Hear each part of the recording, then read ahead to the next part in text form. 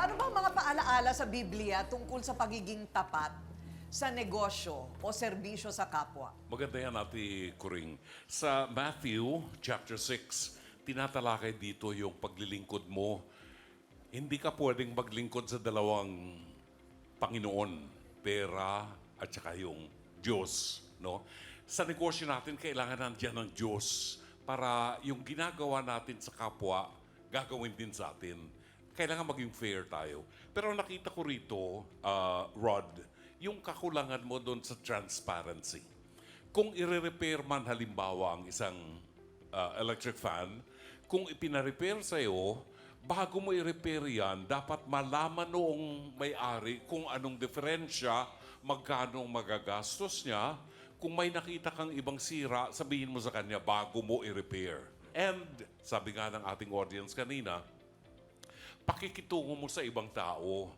Hindi po pwedeng lagi kang galit, ibabato mo yung bagay na, problema. Po pwedeng mabigyan ng solusyon kung bababa tayo. Magiging humble. Yung humility, mahalaga yan sa bawat isa sa atin. Huwag daanin sa init ng ulo. Mainit ang panahon ngayon, pero kaya nating bumaba, kaya nating magpakababa. Salamat natin, Kuya. Ayan, ang ganda naman. Parang tula. Okay, Attorney Rob, ano ba ang tamang proseso kapag refund? Halimbawa, customer not satisfied. O ayan, sa barangay ba madadala ba niya sa barangay yung ventilador para sabihin, hindi ako kontento? Yes, ma'am. May choice po sila. Pwede po sila sa barangay o di kaya ito introduce ho natin na napakagandang procedure na pinatatagpo ng ating former DTI Secretary Mar Rojas during his time. Yung procedure sa DTI.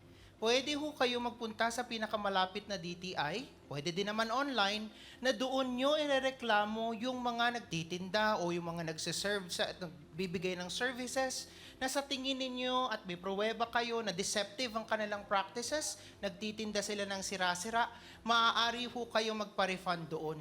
At ang procedure ho dyan ay ipapag-mediate muna ho kayo, parang barangay, Zoom na lang po ngayon. So pwede ho kayo internet cafe, para maka-attend kayo. Tatry ho kayong pagkasunduin at tatanungin yung tao kung gusto niya mag-refund, doon pa lamang po ay marami nang naaayos.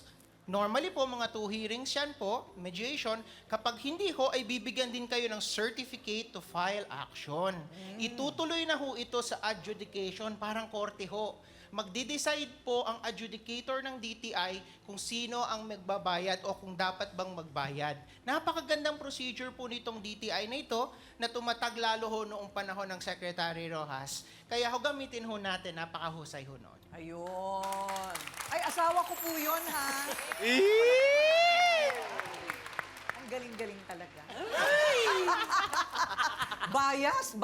Biased ako. Okay. Doc Camille, paano natin dapat harapin ang init ng ulo? Breathing exercise. Kahit na sabihin yung paypayan nyo na yung sarili nyo bago kayo makipag-usap sa ibang tao.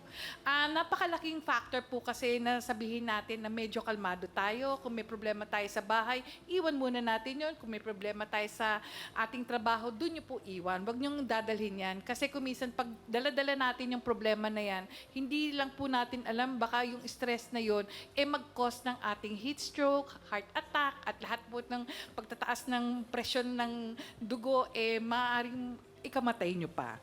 Sa akin lang po, isang tip lang ha. Yung electric fan po, meron po yan sa ilalim, yung base ng electric fan. Doon po nakalagay kasi kung ano po yung watts, ilang watts yung electric fan nyo, or kung wala man, nandun po sa karton.